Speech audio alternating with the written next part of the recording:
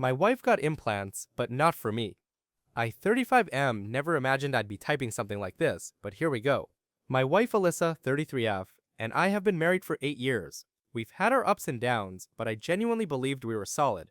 We don't have kids yet, though we had been trying for the last year. About 6 months ago, Alyssa told me she wanted breast augmentation. I was surprised because she'd never mentioned it before, but she framed it as something she'd wanted since her early 20s but never had the confidence to go through with. We're financially comfortable, so I told her if it was something she wanted for herself, then I supported her. She seemed almost too excited, like this was the happiest I'd seen her in years. I chalked it up to body confidence and personal transformation. I should have recognized the signs. The strange behavior starts. After her consult, she started acting differently. She suddenly became obsessed with going to the gym. She bought a whole new wardrobe, tight tops, short dresses, lingerie I'd never seen before. She'd take post-gym selfies but delete them from her camera roll afterward.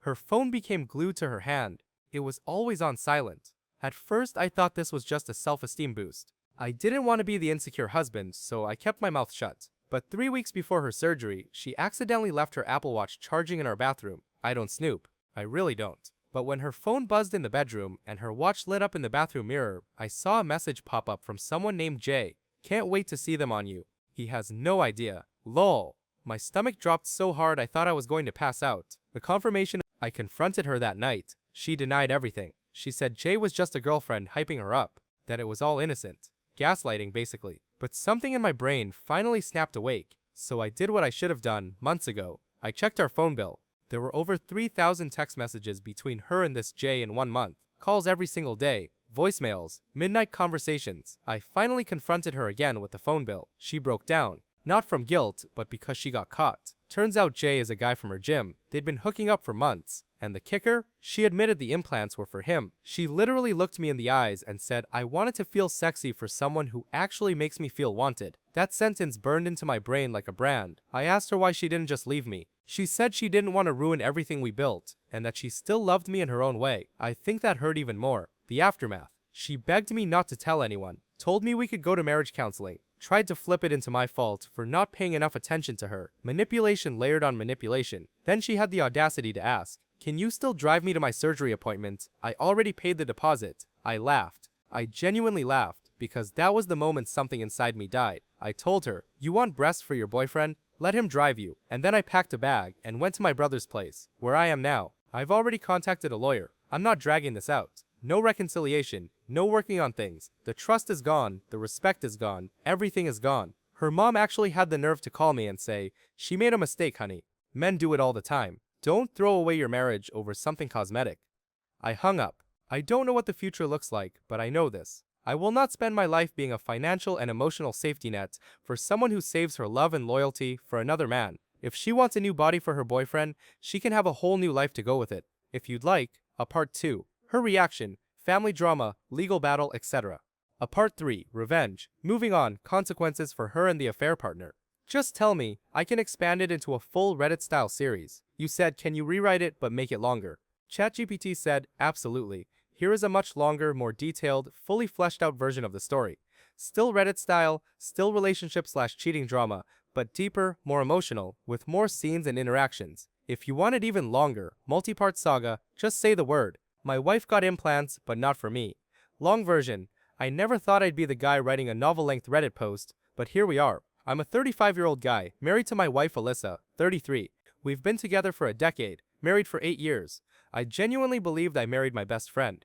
I thought we had a quiet, steady marriage. Nothing flashy, not perfect, but stable. We were the couple who ordered takeout on Friday nights and watched trash TV. We texted each other memes during the workday. We argued about dumb stuff, like whose turn it was to take out the trash. I loved that. I loved the normalcy. And then 6 months ago, she asked if we could talk. I thought she was going to tell me something scary. Health issue, a stressful work situation, something like that. But instead, she told me she wanted breast implants.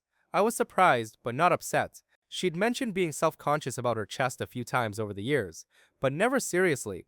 I told her that if this was something she wanted for herself, I'd support her. She teared up and hugged me. She seemed genuinely happy. I chalked it up to her wanting to feel confident in her body. I didn't realize that wasn't the whole story. Not even close. The shift in her behavior. Right after the consultation, things began to change. At first it was subtle. She suddenly wanted to start going to the gym every morning at 5 a.m. She became obsessive about her appearance. New makeup, new skincare routines, new perfume. She began buying tighter, more revealing outfits. She changed her diet completely. She started taking bathroom mirror selfies almost daily. I figured it was part of her body confidence journey. But even then, something felt off. It wasn't like she was getting healthier for herself. It was like she was preparing for a role in a movie I didn't know she had auditioned for. The biggest red flag was her phone. She used to leave her phone all over the house, on the couch, in the kitchen, in the bathroom. Now, it was glued to her hand, always face down, always on silent, always locked. When she worked from home, she'd angle her laptop screen away from me, like she was guarding state secrets. I asked once if everything was okay. She smiled too big and said, "Of course, babe." I didn't believe her, but I didn't want to be that guy. I trusted my wife, or I thought I did. The Apple Watch incident. 3 weeks before her surgery, she left her Apple Watch charging in the bathroom. I didn't go in there to snoop. I went in there to brush my teeth before bed. But right as I picked up my toothbrush, her phone buzzed in the bedroom, and the watch mirrored the notification, bright and clear in the bathroom mirror. It was from a contact named Jay. "Can't wait to see them on you." He has no idea. I froze. At first I thought maybe it was a friend using weird phrasing, but the little flexing arm emoji after the name, the lol, the tone, it didn't sound platonic. My heart was pounding so hard I couldn't hear anything else. For the first time in my marriage, I opened something that wasn't mine. I tapped the message thread, and my world cracked. There were messages like, "You're gonna look fucking amazing. He's so clueless. Imagine me kissing them after they heal. I'll treat you right, unlike him." And her responses, "I want you to be the first to see them. Not him. I can't stop thinking about you." I sank onto the side of the bathtub, phone buzzing in the next room, my wife humming in the shower, completely unaware that I had just witnessed the truth. The confrontation that went nowhere. That night, I confronted her. At first, she looked confused, offended even. She said Jay was a friend from the gym. She said the messages were jokes. She said I was overreacting. Gaslighting level, Olympic gold medal. I wasn't having it. I told her I saw the messages with my own eyes. She shifted tactics instantly, crying, dramatic hand on her chest. "I'm so sorry. I didn't mean for it to be anything serious." She claimed it was only emotional, that she liked the attention, that I had been distant, that she felt lonely. I didn't fully believe her, but I didn't have full proof either, yet. The phone bill that told the entire story. 2 days later, I checked our phone bill online. I don't know why I hadn't thought of it earlier. There were 248 text messages, 487 calls, multiple hour-long conversations, a daily pattern of communication that looked more like a spouse than a side fling, all from the same number, J. My stomach churned. I printed the call logs, all 14 pages of them. When I confronted her the second time, she knew it was over. She didn't even try to deny it. That's when she dropped the bomb that hollowed out my chest. She admitted the breast implants were like she was telling me what she bought at the store. I asked her why him. She said, "He makes me feel alive. I wanted to feel sexy for someone who actually wants me." She didn't even flinch when she said it. She didn't apologize. She didn't cry. She looked annoyed, like I was inconveniencing her. I asked why she didn't just leave me. She shrugged and said she didn't want to ruin our stability and that she still loved me, just not in the romantic way. My hands were shaking so badly I couldn't speak. The final straw, her audacity. After everything, after admitting she cheated, after confessing the implants were for another man, she had the gall to ask, "Can you still drive me to the surgery though? I already paid the deposit." I laughed. It wasn't even a normal laugh. It was the kind of laugh you hear in a mental breakdown video. I told her, "Ask your boyfriend." She got furious. She said he couldn't come because then people would talk. I packed a bag. At 2 a.m., I left and went to my brother's house. I barely said a word. The fallout. The next day, the manipulation campaign began. Her mother called, telling me, "Women make mistakes. Men do worse all the time." Her sister texted, "Don't throw your family away over something she did for her self-esteem." She even said, "She still wants you to be her husband. Isn't that enough? Are you kidding me?" Then Jay actually texted me. He wrote, "She was going to leave you anyway. Don't be a sore loser." I didn't reply. I blocked him. The next day, I met with a lawyer. Where things stand now, I'm not reconciling. I'm not doing counseling. I'm not carrying guilt for her choices. I'm not being used as the convenient provider while someone else gets the passion. I filed for divorce. She's freaking out now. Not because she lost me, but because she realizes what she's losing. The financial security, the house, the image of a stable marriage, the comfortable life she built on my back. The man she thought would never leave. She texted me last night, "Please come home. I need you. I regret everything." But the thing is, she doesn't regret the cheating, she regrets the consequences, and I'm finally done being the man who fixes everything, while getting nothing in return. Part 2. She finally realized what she lost. It's been a few weeks since I filed for divorce, and if Part 1 was the explosion, Part 2 is the fallout, the slow-motion collapse of everything Alyssa thought she'd keep, and the quiet rebuilding of my own life without her. She didn't expect me to actually leave. The first week, Alyssa was angry. The second week, she was panicked. By the third week, she was desperate. I didn't respond to her texts, calls, or the guilt trip emails she kept sending.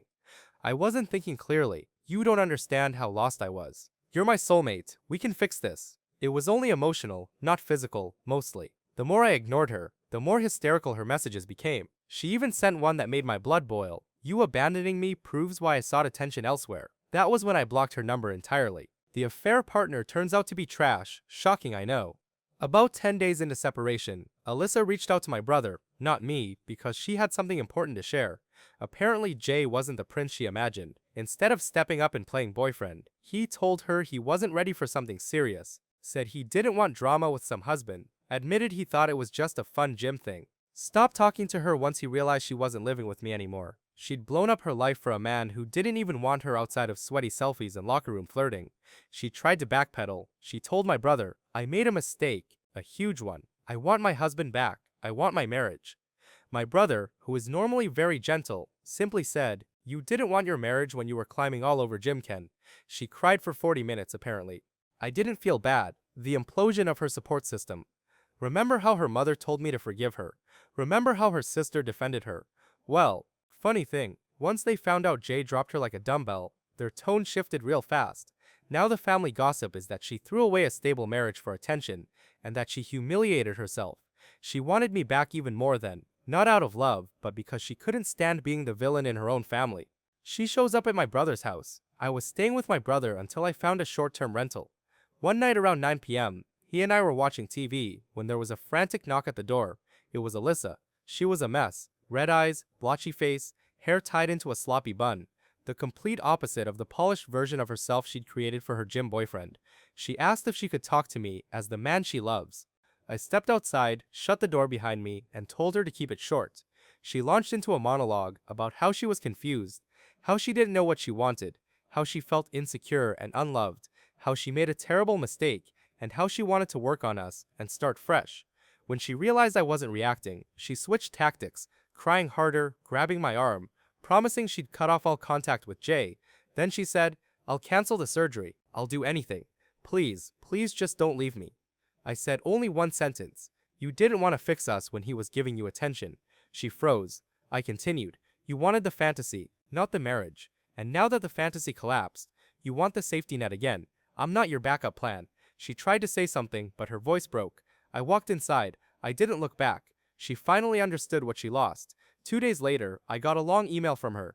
It wasn't manipulative this time. It wasn't angry. It wasn't begging. It was defeated. She wrote, I realize now that I threw away the one person who loved me for real.